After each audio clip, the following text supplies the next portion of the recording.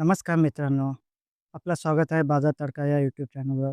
आजच्या व्हिडिओमध्ये आपण पाहणार आहोत भारत आणि जागतिक बाजारातील 10 मोठ्या अपडेट्स.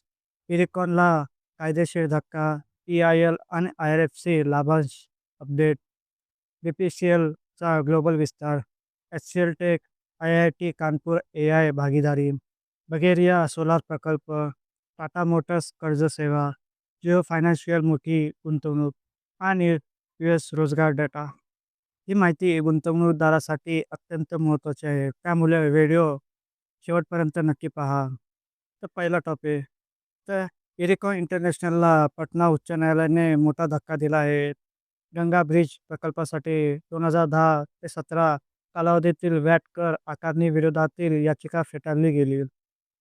तसंच त्याची स्थिती पाहिली तर एकूण देय 108.75 कोटी आणि त्यातील भरलेली रक्कम 27.39 कोटी. उर्वरित रक्कम 81.36 कोटी प्लस व्याजासह. कंपनी पुढील अपीलचा विचार करत आहे. आता पुढील टॉपिक, इंजिनिअरिंग इंडिया लिमिटेडने 1.50 प्रति शेअर अंतरिम लाभांश जाहीर केला आहे.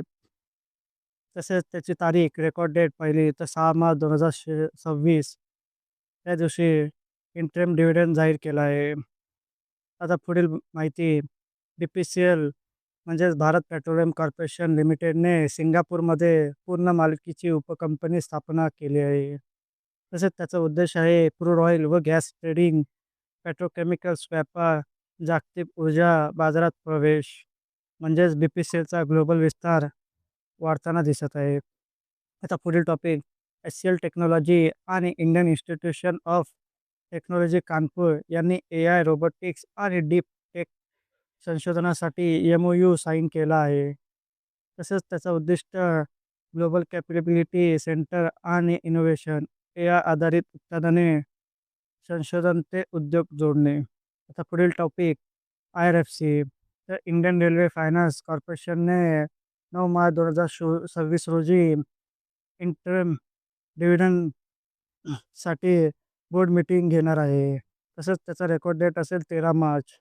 आता पुढील अपडेट, बगेरिया इंडस्ट्रीने 7 मेगावॅट सोलार पॉवर प्लांट सुरू केला आहे.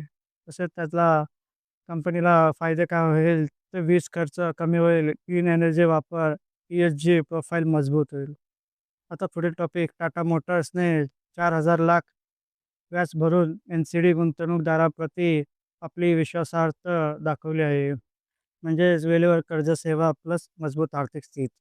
आता पुढील माहिती, जिओ फायनान्शियल सर्व्हिसने जिओ क्रेडिटमध्ये 1,999.88 कोटी गुंतवले आहे. तसं कंपनीचा उद्देश आहे NBFC व्यवसाय विस्तारित व्हावा, कर्जसेवा वाढ. आता पुढील शेवटची आणि महत्त्वाची बातमी म्हणजे अमेरिकेत बेरोजगारी अर्ज म्हणजे जॉबलेस क्लेम डेटा पाहिला तर 206 के वरून 212 के झाले आहे. पण अंदाज होता 216 के आणि आला 212. म्हणजेच रोजगार बाजार स्थिर आहे आणि जागतिक बाजारासाठी मिश्र संकेत. तर मित्रांनो, अशा महत्त्वाच्या अपडेटसाठी चॅनलला सबस्क्राईब करा, व्हिडिओला लाईक करा आणि शेअर करायला विसरू नका. धन्यवाद.